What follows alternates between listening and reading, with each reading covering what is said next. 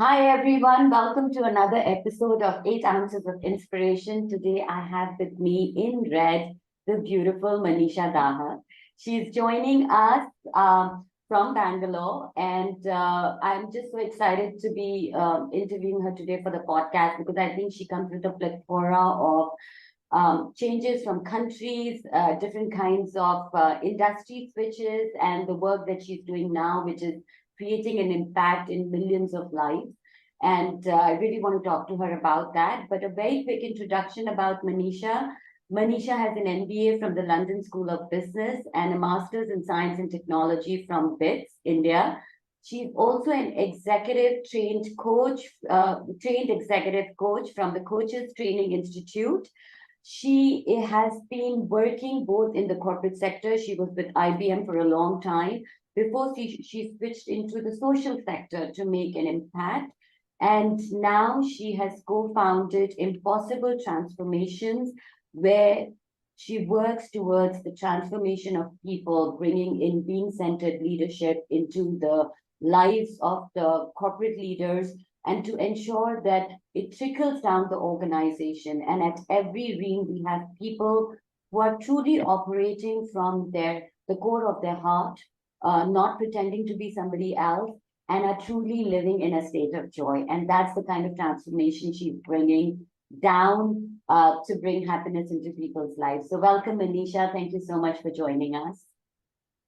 Thank you, Nidhi, for inviting me. I think it's such a pleasure to just have a conversation with you anyway. I always walk away feeling inspired, so here I am doing the same again. So my first question to you is, Manisha, your switch from living in London, UK for a long time to switching an industry and then moving to India. Usually people are very, very apprehensive about, will I be able to adjust?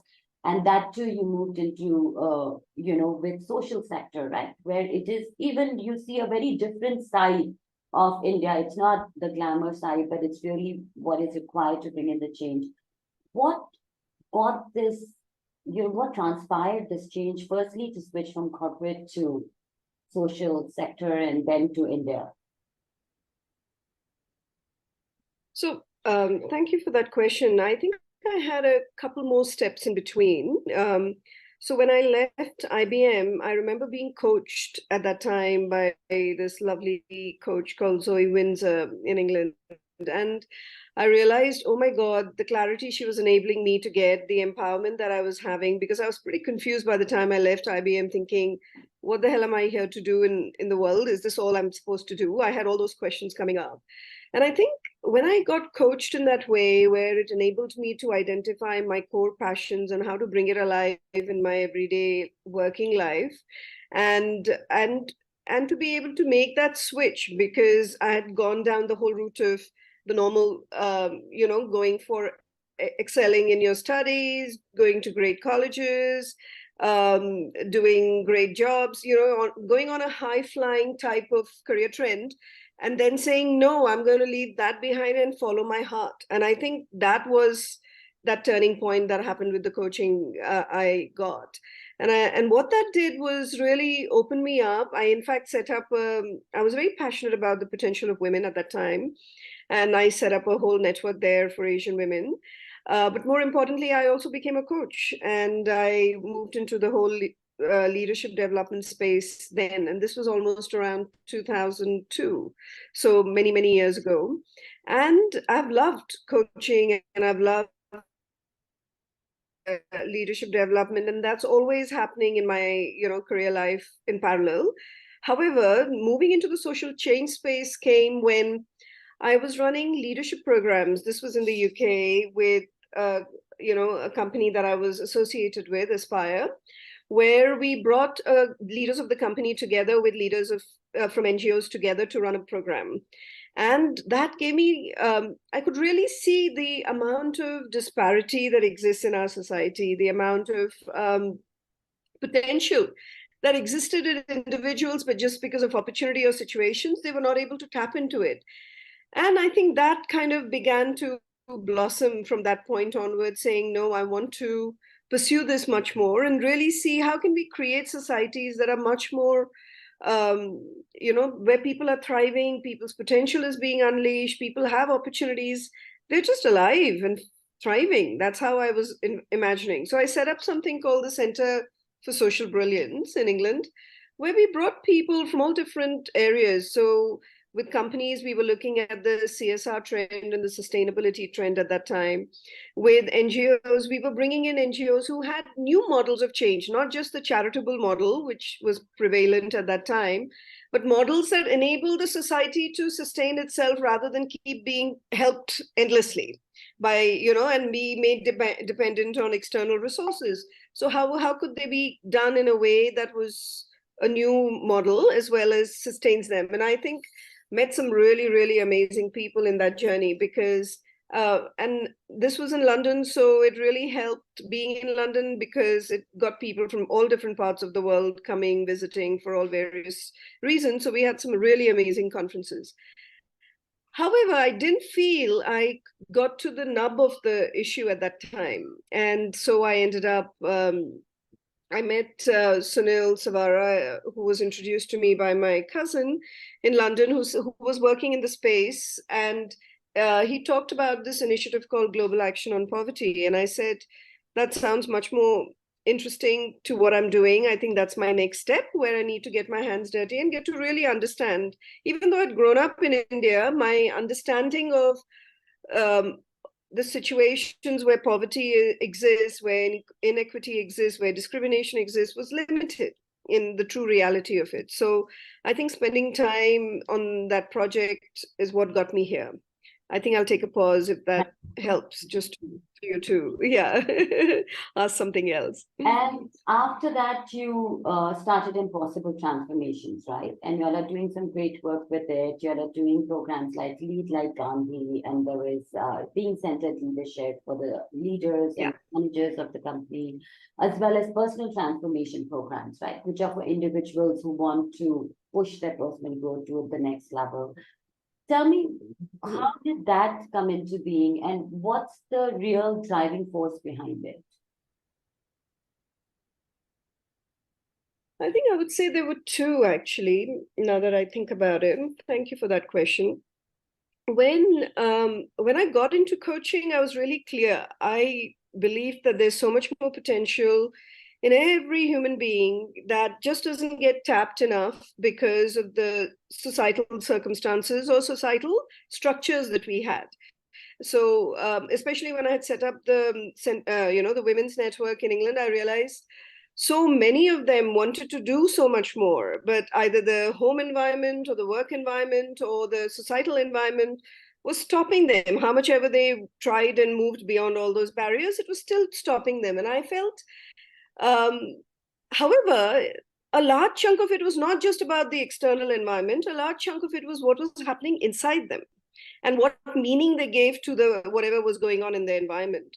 So when through the coaching piece, I realized very quickly, actually, if we shift our own mindsets, if we shift what is stopping us and limiting us from within us, rather than blaming the external world to what is not happening right, which may be true for sure, but we always have the option to consciously create a different journey or a different decision or a different choice.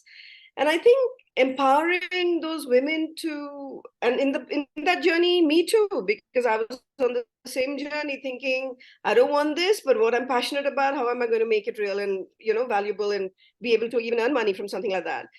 So finding my path took some time. However, the same thing, what I was evolving, I was, sharing with the women that were going through. And I found that as people stepped into their own power, they were creating amazing change in their lives. So what felt like a limiting factor because structures weren't enabling it, systems weren't enabling it, families weren't enabling it, they were able to a large extent go beyond that and create the kind of lives they wanted at that point.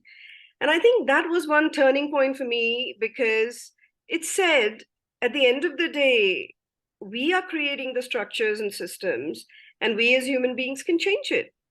It may be a collective effort sometimes, but it has to start from us shifting our mindset, our reality, saying we can create a different reality and change that. So so that was one key point that made me want to go there. And even when we ran Global Action on Poverty, and I met people going through all kinds of challenges which they were born into, or didn't know how to get out of it themselves. And we did a lot of work around creating the structures, systems, support systems, getting people to help, the NGOs to do their work even more effectively. What really ended up at the crux of it that really happened, I realized, is when each person was transforming themselves, that is when they were able to create the real true change. Otherwise, it was just an uphill struggle. So all of this journey that I've been through, whether I'm working in a corporate environment or a social environment or a personal development environment, at the crux of it was that if human beings can evolve themselves, they can change whatever they need to change in their environments. And the happiness that one needs to find for themselves is not going to come from acquiring everything you need for your life to feel perfect or look perfect, but for you to know yourself better and to live from that space, because more you live from that space, you're just happier. It's a very simple formula in many ways, but a very difficult one, because all our conditioning has been about what do we need to get from and achieve and get and make happen for us to be happy. Yeah. And I think at the end of the day, we're going to have a combination of that, because at the end of the day, we're going to still be influenced. However, there's another space, I think, which everyone can tap into, which gives them clarity about how they can create peace and happiness and spread their potential and greatness into the world. So, and that's all happening inside at the end of the day. So that's where my focus began. Yeah. Wow, that's awesome. I want to ask you this, since you've worked with so many individuals from different corporates, individuals who come to your, the workshops, open workshops, as you call them, there must be there must be something that you must be seeing in people as a pattern, which is very common, which stops us. And I'm talking about, because you have worked with CEOs, you've worked with like some of the biggest companies, right? And their leaders. And you still feel that they are somewhere stuck, right? And there's this pattern of why people get stuck at certain points in their life, a woman or a man or somebody who we look at as accomplished versus somebody who's just started out. What is this one thing that you see, like, commonly? I think this is our realization through this work, that I think there's a human design. We all of us have this kind of something that limits us, inside us. It's like how should I say in simple words? We call it the core belief in many ways, but what we are saying is a belief gets created at some point in our life, which stops us, which gets us to believe that this is who we are rather than, who we can potentially be. So, for example, I remember for a long time struggling with this whole feeling that I would always have carrying in myself. One was about I'm not wanted. I was the third daughter in my family, so I know my parents wanted, but more than that, this was something very strangely that, an incident happened that created this belief in me. And the other one was I'm not good enough somewhere along the way. And these two were really strong in the sense that even if obviously they pushed me to be, if I needed to feel, not unwanted, I would be one of these most friendly, charming, appealing, kind-hearted person who everyone will like. I kind of figured out very early in life, what is it that people will, what are the kind of people get attracted to or would like to be like? And I think I automatically built those qualities in myself. However, that underlying feeling of I'm unwanted was always there, which meant that the sense of non-inclusion kept coming up, even in the workplace. I would remember for myself.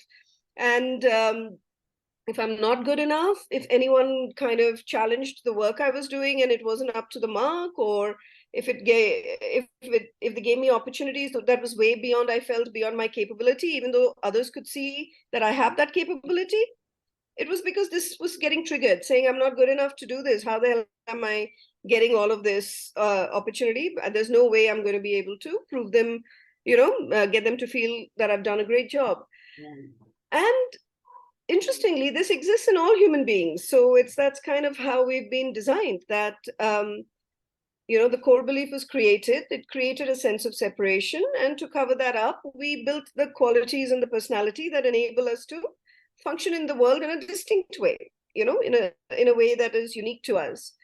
But this is something, even working whilst I've been coaching many leaders and organizations, they may be the best salesperson, but there'll be something in that'll limit them. It'll be something simple as, I don't fit in, but they've done everything to be very polished and very great. But that feeling that I don't fit in still kind of emanates, from them. And what that does is somehow creates some dissonance in their delivery of that work. So it could mean that they find it difficult to create connections with people. It could mean, if they had something like I don't fit, those kind of things begin to flow up. So every single person will find something is there that stops them from being fully who they are, fully, freely, authentically who they are. It's only when they become aware of it and they know how to handle it, and they know that this is not something that they need to give significance and focus on, that they free themselves up to be who they have to be.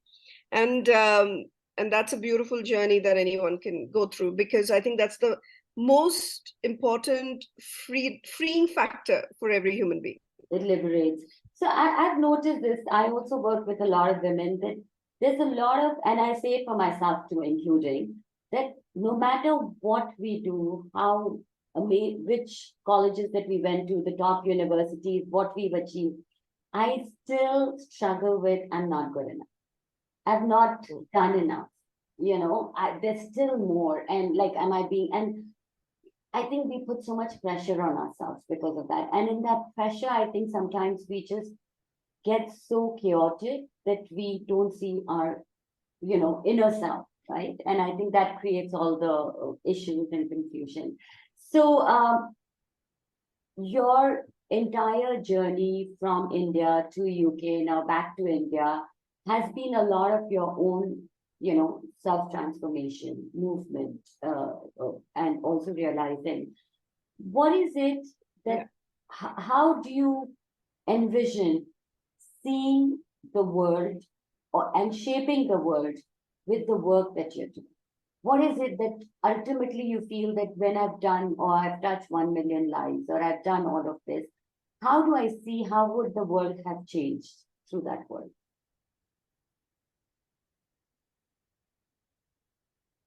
So the work, just to elaborate on the work that I'm currently doing, is about getting every individual to tap into their own being. By the being, I mean their own inner self, their true self, their powerful self.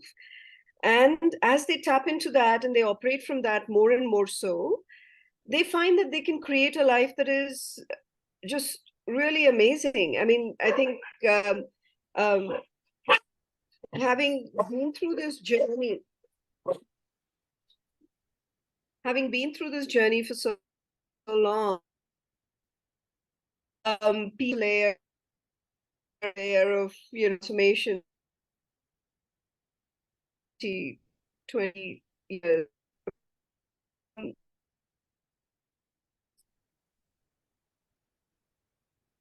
more being around the world, tend to truly are. Are you there? Yeah.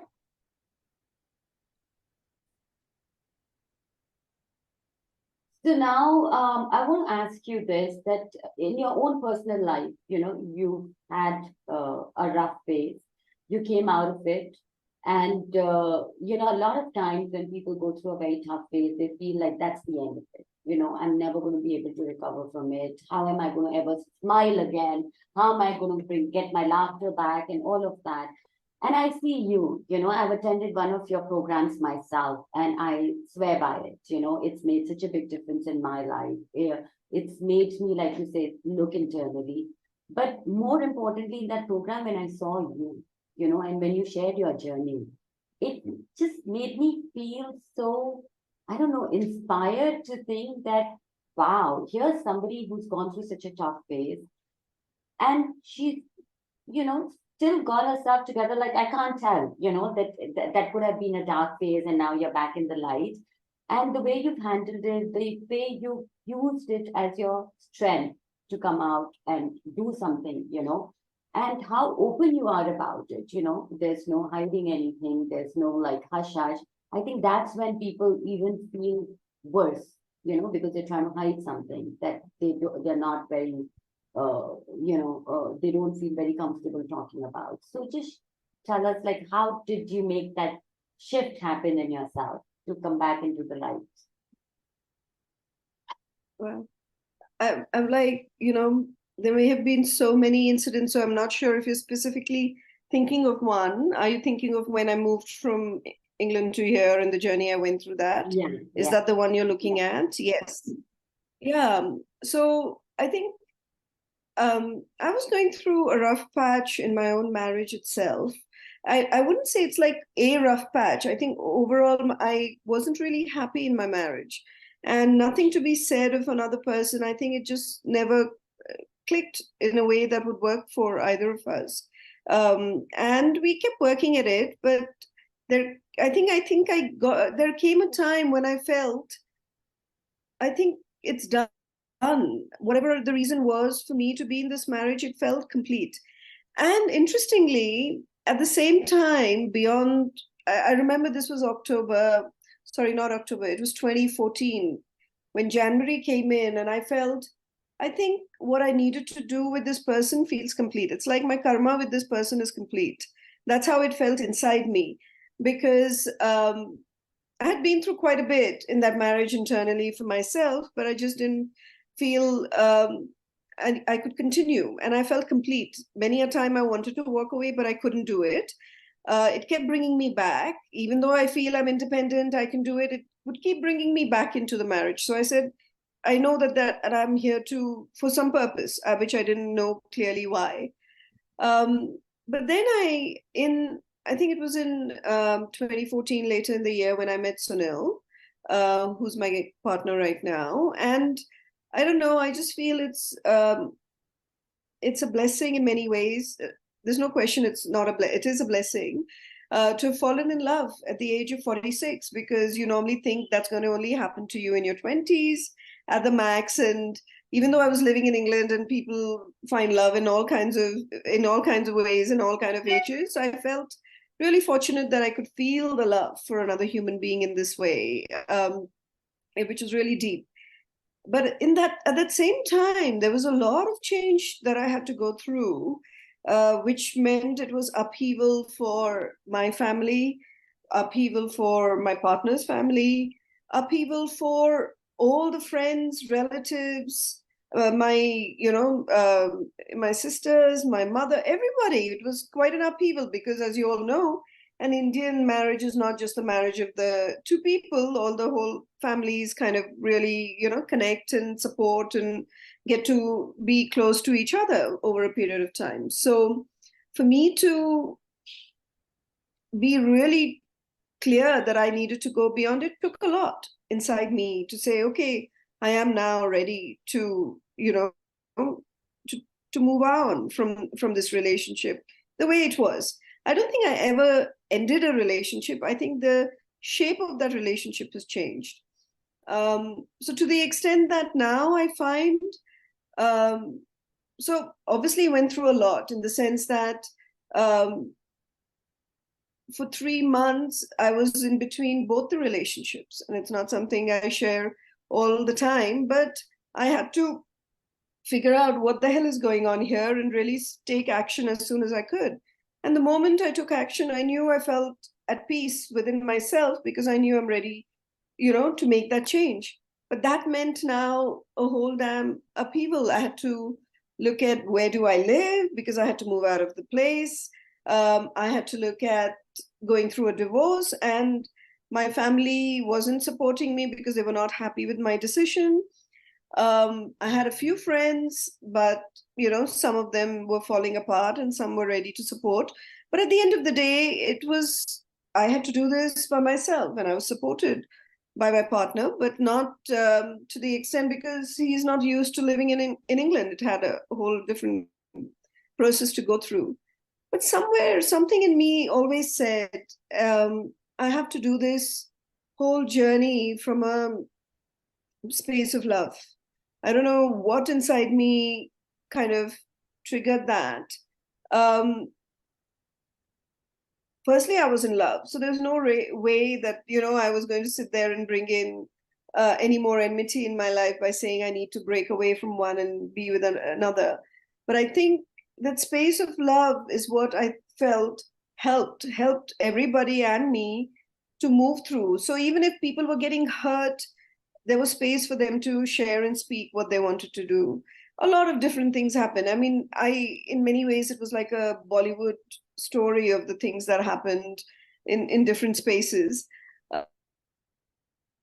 And it was tough. It was tough to not be with my daughter all the time, because it meant I would be in two countries, or I would travel. Yes, she was older, but no child is ever ready to be without their mom until they get married or they're off with their partners. So I think that was tough for her to go through as well. And I had to find my own feet as to what felt true to me. So I think it was a constant journey of turmoil in oneself, as you saw everybody, but finding your own strength in it, because you had to stand your own ground in the process. And at the same time, being in love and feeling the support of that. But I had to travel a lot between these two countries, because I decided to work on the GAP project, and which brought me to India. So I was doing my work here in India, and I was traveling back and forth. Some of my work was still there in England. So I was trying to do some of my work there and here, and living in between countries and going through all of this. And so there was pain at the same time. There was a lot of joy. So it was just a crazy journey. Crazy journey. I have to say, however, sorry, go ahead, Nitin. But I was just saying, I have to say this to you, that there's a sense of calm that you exude. And I don't know if it's come through this journey or you were always like this, but even in being in that space with you, another person feels that sense of calm, which is beautiful. Thank you for sharing that. Yes. I'm trying to remember if I always had that. I think it grew.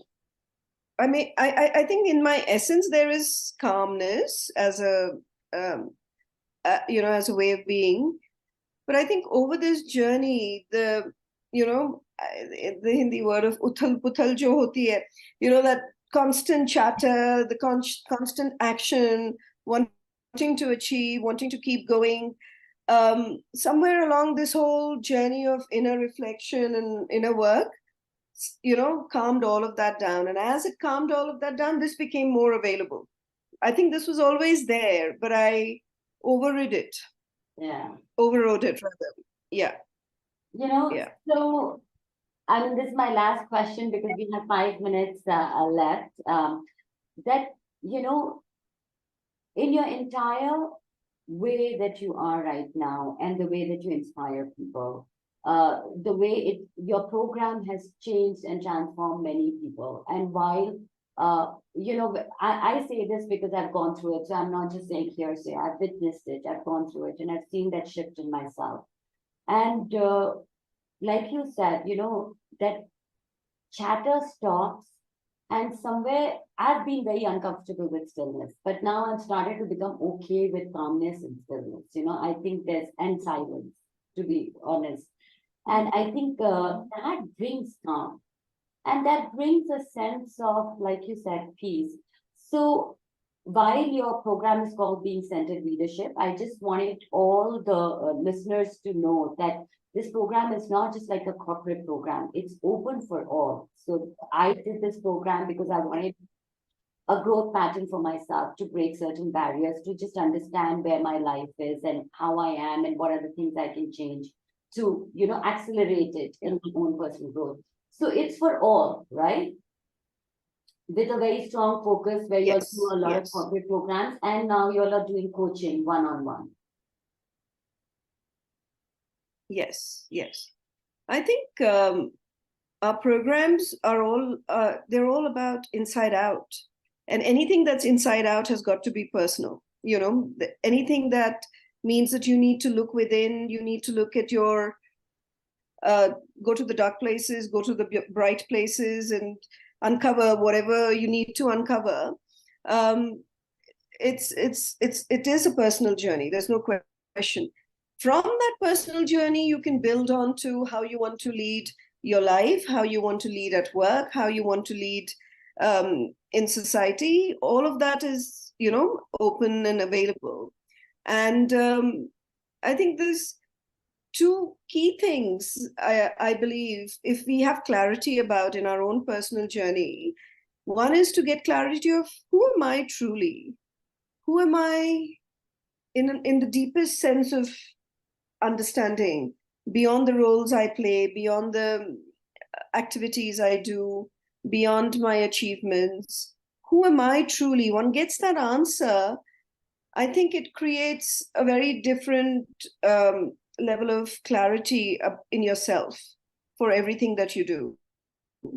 And the second piece is if you know what you're here to do in the world, what you stand for, and you have clarity about that, you have these two pillars in your life, you're sorted, frankly. Beyond that, you can build anything that you want. These two pillars, you get, you're sorted. That's been my understanding of my journey. Obviously, there are many things to learn from life and many things for you to uncover and teach to others as well. But I think at the core of it is that. Well, thank you so much. Thank you for this wonderful conversation, for sharing so openly and authentically. And, Thank you. you know, for coming to the podcast. Thank you so much. Means a lot. Thank you, Nidhi. I think you're just so, I think your capacity to delve deep and ask all these deeper questions is because you yourself are so deep in yourself and have experienced so much in life. So having this conversation is like having a chat with a friend. So thank you for inviting me. It's so lovely. And